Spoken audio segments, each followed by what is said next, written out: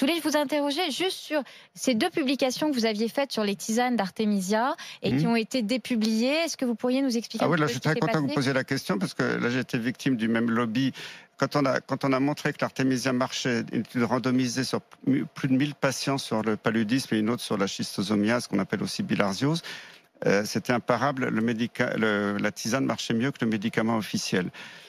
Ça a suscité une colère monstre de Bill Gates, de l'OMS, parce qu'ils voulaient absolument promouvoir un vaccin pour le paludisme qu'ils n'arrivent pas à fabriquer depuis 20 ans.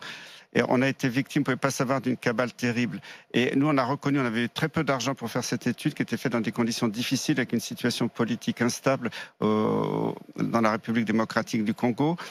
On a reconnu nous-mêmes qu'il y avait quelques imperfections dans la base de données, parce que les dispensaires avaient arrondi les chiffres quand ils comptaient les parasites dans les globules.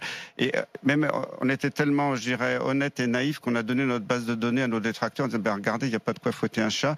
Et ils ont pris prétexte qu'il y avait quelques imperfections pour harceler le journal quasiment tous les jours depuis 1 an et demi pour exiger la rétraction. Il y avait des lobbies très puissants derrière.